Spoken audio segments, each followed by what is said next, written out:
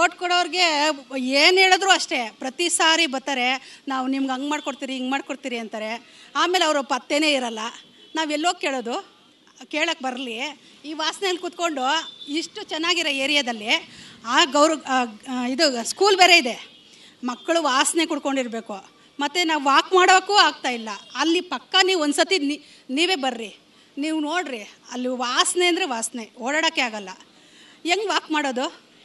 ಮತ್ತು ಆ ದೇವಸ್ಥಾನ ಅನ್ನೋದು ನೋಡಿದೆ, ಜನ ಎಲ್ಲ ಕಸ ಹಾಕ್ತಾರೆ. ಒಂದು ಸ್ವಲ್ಪ ಸ್ಟ್ರಿಕ್ಟಾಗಿ ಹೇಳಿದ್ರೆ ಚೆನ್ನಾಗಿರುತ್ತಲ್ವ. ನೀರು ಒಡೆದೋಗೋಯ್ತಲ್ಲಪ್ಪ, ಅದೂ ಸರಿ ಮಾಡಿಲ್ಲ. ಬೆಳಗ್ಗೆ 5 ಗಂಟೆ ವಾಕ್ ಹೋದಾಗ ನೀರು ಹೋಗ್ತಾ ಇರೋದು ಇದಾವರೆಗೂ ನಿಲ್ಲಿಸಿಲ್ಲ. ಅಲ್ಲಿ ಈಗಲೂ ಬಂದರೆ ಅಲ್ಲಿ ನೀರು ಹೋಗ್ತಾ ಇದೆ. ಓಟ ಕೇಳಕ್ಕೆ ಬರಲಿ, ಆವಾಗ ಐತೆ. ಮೋರಿ ಕಸ ಗೀಸ ಎತ್ತೋದಿಲ್ಲ. ಕೇಳಕ್ಕೆ ಹೋದರೆ MLA ಹೇಳಬೇಕು, ಇವ್ರು ಹೇಳಬೇಕು, ಕಾರ್ಪೊರೇಟ್ರ್ ಹೇಳಬೇಕು.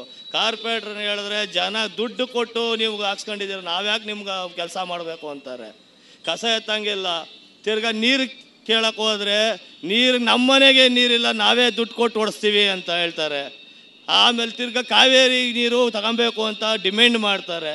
ತಗೊಂಡಿರೋದ್ರೆ UGD ಬ್ಲ್ಯಾಕ್ ಮಾಡ್ತೀನಿ ಅಂತಾರೆ. ಅದೇ BJP ಕಾರ್ಯಕರ್ತರು ಮನೆಗೆ ಒಬ್ರಿಗೂ ಕನೆಕ್ಷನ್ ಕೊಟ್ಟಿಲ್ಲ, ಫ್ರೀ ಉಚಿತ ನೀರು.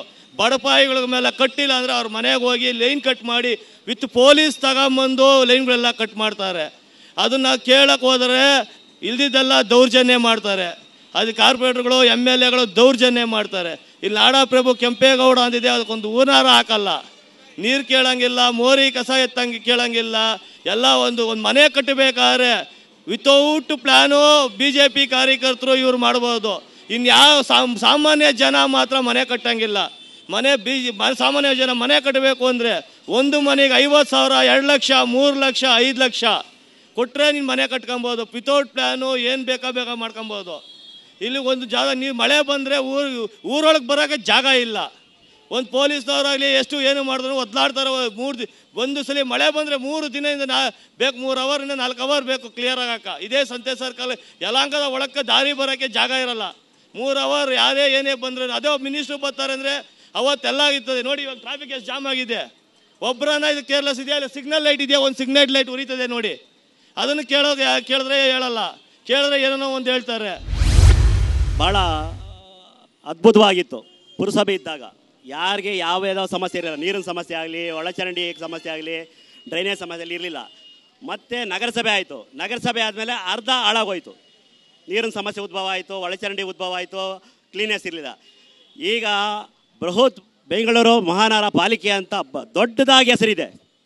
ಆದರೆ ಮತದಾರರಿಗೆ, ಸಾರ್ವಜನಿಕರಿಗೆ ಎಷ್ಟು ಹಿಂಸೆ, ಎಷ್ಟು ಬಾಧೆ ಅಂತ ಆ ಬೃಹತ್ ಮಹಾನಗರ ಪಾಲಿಕೆಯವರೇ ದಯವಿಟ್ಟು ಇದನ್ನು ಪರಿಶೀಲನೆ ಮಾಡಬೇಕು. ಯಾಕಂದರೆ ಮೊದಲು ದಿನನಿತ್ಯ ನೀರು ಸಿಗೋದು ಪುರಸಭೆ ಇದ್ದಾಗ. ನಗರಸಭೆ ಆದಮೇಲೆ ವಾರಕ್ಕೆ 2 ದಿನ ಆಯಿತು. BBMP ಆದಮೇಲೆ ಅಂತೂ 15 ದಿವ್ಸಕ್ಕೆ ಒಂದಿನ, 20 ದಿವ್ಸಕ್ಕೆ ಒಂದಿನ ಕೊಡೋ ಮಟ್ಟಿಗೆ ಬಂದರು. ತಿರುಗಿ ಕೋಟ್ಯಾಂತರ ರೂಪಾಯಿ BBMPಯಲ್ಲಿ ಹಗರಣಗಳು ನಡೆದೈತೆ. ಆದರೆ ಸಾರ್ವಜನಿಕರಿಗೆ ಇದುವರೆಗೂ ಒಳ್ಳೆ ಕೆಲಸ ಯಾವುದೂ ನಡೆದಿಲ್ಲ. ಎಲೆಕ್ಷನ್ ಬಂದಾಗ ಮಾತ್ರ ಮನೆಗೆ ತಿರುಗಿ ಅವ್ರ ಕಾಲೆಲ್ಲ ಹಿಡ್ಕೊಂಡು ರೊಕ್ಕ ಕೊಡ್ತೀನಿ ಅಂತೆಲ್ಲ ಹೇಳಿ ರೈತರಿಗೆಲ್ಲ ಮೋಸ ಮಾಡ್ತಾರೆ, ಹೆಣ್ಮಕ್ಳಿಗೆಲ್ಲ ಮೋಸ ಮಾಡ್ತಾ ಇದ್ದಾರೆ. ಇದನ್ನು ಅನಾಹುತವಾಗಿ ರಕ್ಷಣೆ ಕೊಡಬೇಕಾಗಿರೋದು ನಾನು ಬೇಡಿಕೆ ಕೇಳಿಗಂತ ಇದ್ದೀನಿ. ಅದಕ್ಕೋಸ್ಕರಾಗಿ ಹೆಣ್ಮಕ್ಳಕ್ಕೆ ಸಲಕರಣೆ ಮಾಡಬೇಕು. ಒಂದು ಉದ್ಯೋಗ ಇಲ್ಲ, ಅವ್ರ ಜೀವನ ಮಾಡೋದು ಹೆಂಗೆ? 1 ಲೀಟ್ರ್ ಹಾಲು ಕರ್ಕೊಂಡು ಮಕ್ಕಳನ್ನ ವಿದ್ಯಾವಂತರು ಮಾಡೋದು ಹೆಂಗೆ? ಅವ್ರ ವಾಸಸ್ಥಾನ ಮಾಡೋದು ಹೆಂಗೆ? ಅವ್ರ ಜೀವನ ಕಳಿಯೋದು ಹೆಂಗೆ? ಭಾರಿ ಕಷ್ಟ ಐತೆ. ಎಲ್ಲ ಮೋಸ ಮಾಡ್ತಾ ಇದ್ದಾರೆ. ಎಲೆಕ್ಷನ್ ನಿಂತ್ಕೊಂಡು MLAಗಳು, MPಗಳು, ಮೆಂಬರ್ಗಳು ಎಲ್ಲ ದುಡ್ಡೆಲ್ಲ ತಿಂದು ತೇಗ್ತಾವ್ರೆ. ಸೌಕರ್ಯನೇ ಇಲ್ಲ. ಎಲೆಕ್ಷನ್ ಮಾತ್ರ ಬಂದಾಗ ಮಾತ್ರ ಕಾಲು ಹಿಡಿದು ರೊಕ್ಕ ಮಾಡ್ತಾರೆ. ರೊಕ್ಕ ಮಾಡ್ಕೊಂಡು ಅವ್ರ ಬೇಕಾದ ಕಡೆ ಜಮೀನುಗಳು, ಮನೆಗಳು, ಲ್ಯಾಂಡ್ಗಳು, ಅವ್ರ ವೆಹಿಕಲ್ಗಳೇನು, ಅವ್ರ ಕಾರ್ಗಳೇನು, ಅವ್ರ ಹೆಂಡತಿಗಳ ಮಕ್ಕಳಿಗೆ ಒಡವೆ ವಸ್ತೇನು ಬೇಕಾದಷ್ಟು ಮಾಡ್ಕೊಂಡವ್ರೆ. ನಮ್ಮ ರೈತರಿಗೆ, ಬಡವ್ರಿಗೆ ಏನು ಸೌಕರ್ಯನ ಮಾಡ್ತಾ ಇಲ್ಲ. ಅರ್ಥ ಆಯ್ತಾ? ಇದನ್ನು ತಿಳುವಳಿಕೆ ತಕ್ಕೊಂಡು ಬಡವ್ರಿಗೆಲ್ಲನೂ ಸಹಾಯ ಕೊಡಬೇಕಾಗಿರೋದು ನಾನು ಬೇಡಿಕೆ ಮಾಡ್ಕೊಂತೀನಿ. ಆಂಜನೇಯನ ಪಾದದಾಣೆಗೂ ಇದು ಸತ್ಯ ಸತ್ಯ ಸತ್ಯ.